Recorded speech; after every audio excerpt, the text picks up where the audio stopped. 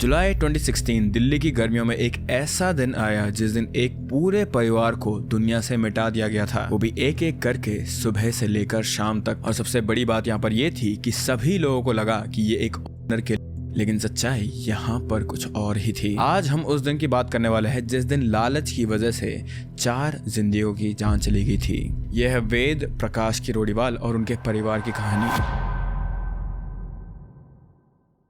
वेद प्रकाश किरोड़ीवाल एक self made आदमी थे जो कि वरीजाबाद नॉर्थ दिल्ली में रहते थे। एक गारमेंट शॉप थी उनकी और साथ ही वो एक फाइनेंसर भी थे, जिसका मतलब था कि लोग उनसे पैसे उधार लेते थे बिजनेस के लिए। वेद प्रकाश जी सिर्फ एक बिजनेसमैन नहीं थे, वो एक फैमिली मैन भी थे। उनकी वाइफ साधना एक प्यारा सा घर संभालने वाली औरत थी। 2 बच्चे थे उनके, बेटा शुभम जो इंजीनियरिंग कर रहा था और बेटी नैना जो कि 23 साल की एक स्कूल टीचर थी जो खुद दिल्ली यूनिवर्सिटी में पढ़ती थी। इन लोगों की एक नॉर्मल मिडिल क्लास फैमिली थी जो कि अपने सपने देखते थे, अपने आप में खुश रहते थे और अपनी नॉर्मल जिंदगी बिताते थे। लेकिन जुलाई 2016 में किरोड़ीवाल फैमिली में एक नई खुशी का मौका आया था, क्योंकि नैना जो उनकी बेटी थी उसकी शादी फिक्स हो गई थी। तो जैसे ही ये न्यूज उनके घर में आई, घर में तैयारियां होना शुरू हो गया था, रिलेटिव से बातें हो रही थी, कार्ड छपवाए जा रहे थे और उनका पूरी की पूरी फैमिली बहुत ही ज्यादा खुश थे। और तो और वेद प्रकाश जी अपनी बेटी के शादी के लिए अब पैसे भी जमा करने लगे थे। हर बाप का ये सपना होता है कि उसकी बेटी की शादी धूमधाम से हो, और वेद प्रकाश जी भी इस समय पर वही सोच रहे थे। लेकिन उन्हें क्या पता था ये चीज कि जिन लोगों को वो अपना समझ रहे थे वो ही उनके मौत का कारण बन जाएंगे। अब हमें वेद प्रकाश के जितने भी लोग उनके आसपास रहते थे, जितने भी लोग उनके क्लोज थे, उनके बारे में बात करनी होगी। सबसे पहला नाम यहाँ पर आता है रितेश कटियार का। रितेश वेद प्रकाश के गारमेंट शॉप में काम करता था, एम्प्लॉई था वो वहाँ। लेकिन वेद प्रकाश ने उस पर ट्रस्ट किया और अपना बिजनेस टेम्परेरीली रितेश को रेंट पर दे दिया था। ये बिजनेस बहुत ही अच्छा था, स्पेशली जहाँ पे उन्होंने दुकान ली थी वहाँ पे बहुत अच्छा चलता था। लेकिन रितेश ये बिजनेस संभाल नहीं पाया और धीरे धीरे करके ये बिजनेस उसके हाथों से चला गया और फेल हो गया था। और इसके बाद रितेश ने वेद प्रकाश जी से लोन लिया इस बिजनेस को चलाने के लिए, वो भी पूरे 9 लाख रुपए का लोन। 2016 में 9 लाख रुपए होना दिल्ली जैसे शहर में कोई छोटी मोटी बात नहीं थी। लेकिन फिर भी वेद प्रकाश जी ने सोचा कि मैं इस आदमी को इतने ज्यादा टाइम से जानता हूँ और ये एक तरीके से मेरा ही बिजनेस था जो मैं पहले चलाता था, तो मैं इसे पैसे दे देता हूँ, बस मुझे एक गारंटर चाहिए। और यहाँ पे गारंटर कौन बना? अभिषेक पाल, एक 26 साल का लड़का जो वेद प्रकाश के घर आता जाता रहता था।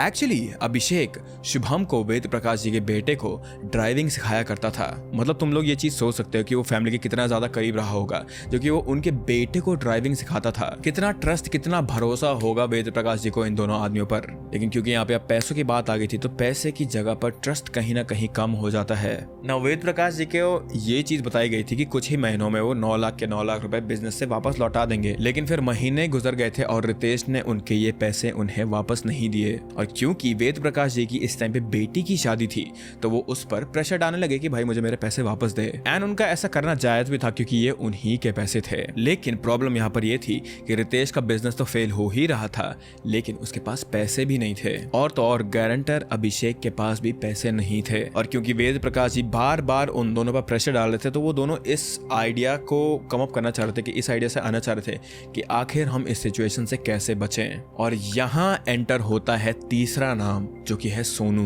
Now you must be asking कि कौन है ये सोनू? वेद प्रकाश का अपना खुद का भतीजा, अपना खुद का खून। लेकिन सोनू की नीयत साफ नहीं थी। सोनू को प्रॉपर्टी चाहिए थी, बिजनेस चाहिए था और वो मौका ढूंढ रहा था कि कैसे अपने अंकल की प्रॉपर्टी पर कब्जा कर सके वो। जब अभिषेक ने सोनू को अपनी परेशानी बताई कि वेद प्रकाश जी मुझसे आप पैसे मांग रहे हैं और वो दे नहीं सकता है ये पैसे, तो सोनू ने दिमाग लगाया और उसके दिमाग में एक आइडिया आया। उसने इन लोगों से कहा कि क्यों ना हम वेद प्रकाश जी को ही खत्म कर दे, ना रहेगा बांस ना बजेगी बांसुरी। और सोनू ने एक और चीज भी बोली थी यहाँ पे, एंड आई कोट, अगर वो मर जाएं तो मैं तुम्हें प्रॉपर्टी और बिजनेस में थोड़ा सा हिस्सा दे दूंगा। ना यहाँ पे 3 चीजें थी, पैसों का लालच, शायद से कर्ज से छुटकारा पाना और प्रॉपर्टी का हिस्सा लेना। इन्हीं चीजों की वजह से इन तीनों लोगों ने मिलकर डिसाइड करा कि ये लोग वेद प्रकाश जी को मार देंगे। इनिशियली इन लोगों का प्लान था कि ये सिर्फ वेद प्रकाश जी को मारेंगे, लेकिन इस काम को वो लोग अकेले नहीं कर सकते थे क्योंकि उन्होंने पहले मर्डर नहीं करा था।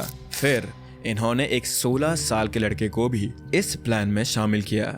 उसका नाम था मनु, एक जुवेनाइल, एक बच्चा जिसे पता नहीं था कि वो किस अंधेरे रास्ते पर चल रहा है। 15 जुलाई 2016 ये वो तारीख है जो वेद प्रकाश किरोड़ीवाल फैमिली के लिए आखिरी दिन बन गया। सुबह का टाइम था, 11 बज रहे थे उस टाइम पे। अभिषेक ने वेद प्रकाश जी को फ़ोन किया और कहा, अंकल शुभम की गाड़ी के टायर बदलने हैं, आप प्लीज़ यहाँ पे आ जाओ। वेद प्रकाश ने सोचा, अच्छा है, अभिषेक शुभम को ड्राइविंग सिखा रहा है, गाड़ी का भी ख्याल रखता है, और उन्होंने कोई शक नहीं करा उस पर और वो वहाँ निकल गए।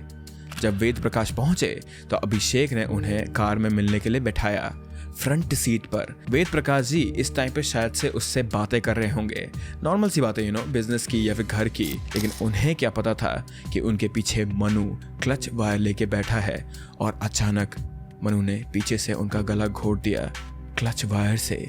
वेद प्रकाश जी तड़प उठे होंगे, उन्हें समझ नहीं आ रहा होगा कि यहाँ पे आखिर क्या हो रहा है। वो भी लास्ट मोमेंट पे उन्होंने अपने जानलेवा वालों का ही चेहरा देखा होगा जो कि उनकी जान ले रहे थे। कुछ ही मिनट में वेद प्रकाश जी की सांसें रुक गई थी और फिर वहीं पे उनकी मौत हो गई सुबह 11 बजे। लेकिन यहाँ पे ये केस खत्म नहीं हुआ। अभिषेक और मनु ने वेद प्रकाश जी की बॉडी को वहीं कार में छुपा दिया था और क्योंकि वहाँ आसपास शुभम था तो अब उनके दिमाग में ये सवाल आया कि क्या शुभम ने कुछ भी देखा, क्योंकि शुभम ने अपने डैड को अभिषेक के साथ देखा था। उनके दिमाग में क्वेश्चन बार बार आ रहा था कि अगर शुभम ने कुछ देखा होगा तो, अगर वो पुलिस में कंप्लेन कर देगा तो, अगर वो किसी को बता देगा तो, और ये डर उन्हें खा गया। दोपहर 2 से 3 बजे अभिषेक ने शुभम को फ़ोन किया, शायद कहा कि तेरे डैड मेरे साथ है, तू यहाँ पे आ जा, और शुभम भी वहाँ पे आ गया। नाउ ये चीज़ इस केस में क्लियर नहीं है कि शुभम उस इंस्टेंस में कार के पास भी था या फिर उसने अपने डैड को अभिषेक के साथ जाते हुए देखा था भी या नहीं, लेकिन शुभम को भी अभिषेक पर ट्रस्ट था पूरा का पूरा, और वो भी ये चीज़ नहीं जानता था कि जो आदमी उसे ड्राइविंग सिखा रहा है, जिसको मेरे डैड इतना ज़्यादा ट्रस्ट करते हैं, वही मेरे मौत का रीज़न बन जाएगा। और जब शुभम कार के पास आया तो उसके साथ भी एग्जैक्टली वही हुआ जो उसके डैड के साथ हुआ था। क्लच वायर से उसका गला घोटा गया और उसे मार कर उसी गाड़ी में उसकी ले ली गई थी।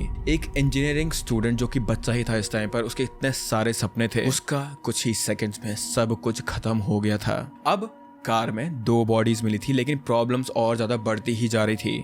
साधना, वेद प्रकाश जी की वाइफ, उन्होंने अभिषेक और मनु को शुभम के साथ देख लिया था उस समय पर, और वो चिंता में थी कि उनके पति और उनका बेटा इतने देर से कहाँ है। तो इसीलिए अभिषेक को लगा कि अगर साधना जी ने गलती से भी कुछ देख लिया है तो सेम शुभम की तरह वो किसी ना किसी को कुछ ना कुछ बता देंगी। तो उन्होंने साधना जी को भी नहीं छोड़ा। ये प्लान शुरू हुआ था एक आदमी को मारने से ताकि उसकी प्रॉपर्टी और उसके पैसे ले लिए जाए, लेकिन अब इन लोगों ने 3 दिए थे और उन्हें भी क्लच वायर से मार दिया गया था। एक माँ जिसका सिर्फ इतना कसूर था कि वो अपने पति और अपने बच्चे के लिए चिंता कर रही थी, उससे इस चिंता की वजह से मार दिया गया था। और अब बची थी सिर्फ और सिर्फ 23 साल की टीचर नैना, जो कि एक नया घर बसाने वाली थी, उसकी खुशियां आने वाली थी भी जिंदगी में, लेकिन उसकी किस्मत में ये लिखा हुआ नहीं था।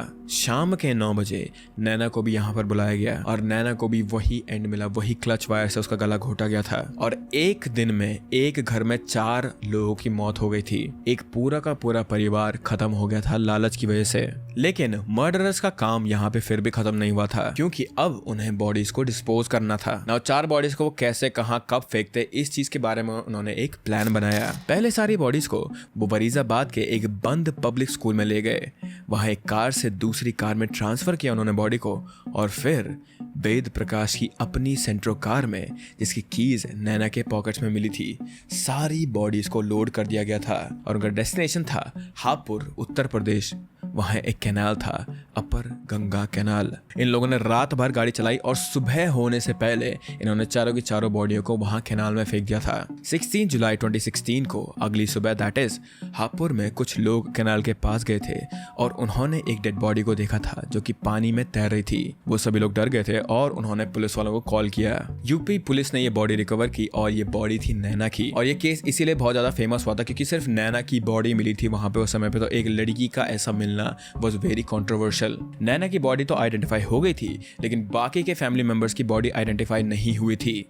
बस उन्हें वहां पे एक कार मिली थी सेंट्रो, जो कि खुद वेद प्रकाश जी के नाम पर रजिस्टर्ड थी। नाउ यूपी पुलिस ने इन्वेस्टिगेशन शुरू करी, लेकिन उनके दिमाग में पहले से एक थ्योरी थी कि ये ऑनर किलिंग ही है, क्योंकि उन्हें सिर्फ नैना की बॉडी मिली थी और बाकी की फैमिली मिसिंग थी इस चीज में। तो पुलिस वालों ने ये सोचा कि फैमिली ने ही नैना को मार दिया है रिश्ते के चक्कर में, और अब वो लोग अपना घर छोड़कर वहां से भाग गए हैं। इसीलिए पुलिस ने जब शुरुआत में केस बाहर आया था, तो इसीलिए पुलिस ने इस पूरे के पूरे केस को ऑनर किलिंग का बताया था। वेद प्रकाश, साधना और शुभम, जिनको विक्टिम होना चाहिए था, उन्हीं के खिलाफ मर्डर केस रजिस्टर हो गया था। इमेजिन करो ये चीज कि जो लोग खुद मर गए हैं, जिन लोगों को खुद मार दिया गया है, उन्हीं को मर्डरर समझा जा रहा था यहाँ पर। नाउ वेद प्रकाश जी के जो रिश्तेदार थे वो इस चीज से बहुत ज्यादा परेशान थे, क्योंकि उन्हें पहली चीज तो ये समझ नहीं आ रहा था कि उनकी फैमिली के साथ आखिर हुआ क्या, उनकी फैमिली कहाँ गई, नैना क्यों कैनाल पर मिली थी और वहां पे गाड़ी क्यों थी। और दूसरी बात यहाँ पर यह थी कि पुलिस भी इनकी पूरी की पूरी फैमिली को ना शक की नजर से देख रहे थे। इन लोगों का घर लॉक था और कोई भी कुछ भी जवाब नहीं दे रहा था, क्योंकि इनके पास जवाब थे ही नहीं। और फिर इन्वेस्टिगेशन करते करते महीने गुजर गए, साल गुजर गए, और जैसा होता ही है इंडिया में, ये एक कोल्ड केस बन गया और ये केस बंद हो गया। लेकिन सच तो सच होता है, कभी ना कभी सच बाहर आता ही है। इसीलिए 2018 में 2 साल बाद दिल्ली पुलिस क्राइम ब्रांच को एक खबर मिली। एक इन्फॉर्मर ने बताया कि एक लड़का अभिषेक पाल नाम का एक पार्टी में शराब पी के अपनी कहानी सुना रहा था। वो खुद पे इतना प्राउड था कि वो बता रहा था लोगों को कि मैंने एक पूरी फैमिली को खत्म कर दिया है, 4 लोगों को मार दिया है और मैं आज तक पकड़ा नहीं गया हूँ। ना यहाँ पे ये भी रिपोर्ट्स बाद में बाहर आ रही थी कि शायद से वो इस पार्टी में किसी लड़की को इम्प्रेस करने की कोशिश कर रहा था। शायद वो ये चीज फील करना चाह रहा था कि उसने कुछ बड़ा करा है जिंदगी में, लेकिन उसकी इस बेवकूफी की वजह से वो फंस गया। दिल्ली पुलिस ने तुरंत एक्शन लिया। अभिषेक पाल को आउटर रिंग रोड से पकड़ा गया और उसके पास एक कंट्री मेड पिस्टल भी थी। नाउ जब इन्वेस्टिगेशन शुरू हुई तो पहले तो अभिषेक चुप रहा, लेकिन जब पुलिस ने उस पर बहुत ज्यादा प्रेशर डाला तो वो टूट गया और उसने कन्फेशन दे दिया और पूरी की पूरी कहानी बता दी, जो कि हमें अब पता है। उसने बताया कि कैसे रितेश का कर्जा था, कैसे सोनू ने प्रॉपर्टी के लालच में प्लान बनाया था और कैसे मनु को यहाँ पर इन्वॉल्व करा गया था, कैसे इन्होंने एक एक करके 4 को मारा था और कैसे बॉडीज को कैनाल में फेंक दिया गया था। नाउ तुम लोग इमेजिन भी नहीं कर सकते हो कि इस केस में क्या हुआ, ठीक है। पुलिस ने इन बाकी के लोगों को ढूंढना शुरू करा, लेकिन यहाँ पे स्टोरी में एक बहुत बड़ा ट्विस्ट आया। रितेश कटियार, जिसने ये पूरा का पूरा प्लान बनाया था, जिस पे कर्जा था, जिसने ये साजिश शुरू से रची थी, वो मर चुका था क्योंकि उसने सुसाइड कर लिया था। नाउ रिपोर्ट्स के अकॉर्डिंग उसे इस चीज का बहुत ज्यादा गिल्ट हुआ था कि अपनी वजह से, अपने स्वार्थ की वजह से उसने 4 लोगों को मार दिया है। उसे रातों को नींद नहीं आती होगी, उसे बार बार इस चीज के सपने आते होंगे कि कैसे वेद प्रकाश जी को उसने मार दिया था और उसने खुद ही खुदकुशी कर ली थी।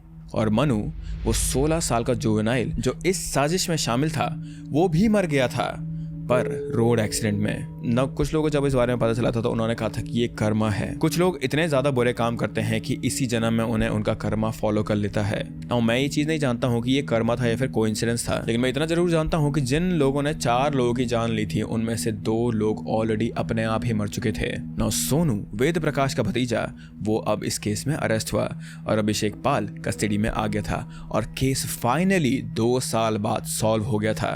2 साल तक जिस फैमिली को लोग ऑनर किलिंग के लिए अक्यूज कर रहे थे, उन्हें फाइनली जस्टिस मिली थी। भले ही ये जस्टिस बहुत ज्यादा डिलेड थी, लेकिन एटलीस्ट उन्हें जस्टिस मिली तो। एंड इसीलिए इस केस को इतना ज्यादा क्रेजी कहा जाता है कि आत्माओं ने खुद इन लोगों से बदला लिया था। बट इसी के साथ ये केस अभी यहीं पे खत्म होता है गाइस। नाउ अगर तुम लोग ये वीडियो यहाँ तक देख रहे हो तो do let me no in the comment section कि क्या तुम लोग को इस पेज की वीडियोस पसंद हैं। मैंने बहुत सारे कमेंट्स देखे नियो पे कि वीडियोस काफी ज्यादा छोटी हैं, काफी ज्यादा like you guys need more story, so I try to incorporate that thing in this video. Let me know कि तुम लोगों को अच्छा लगा कि नहीं लगा, और do you want just like the facts, ठीक है। But with that I hope that you guys are happy and healthy, and मैं मिलता हूँ तुम लोगों से अब अगले अपलोड में। Bye bye.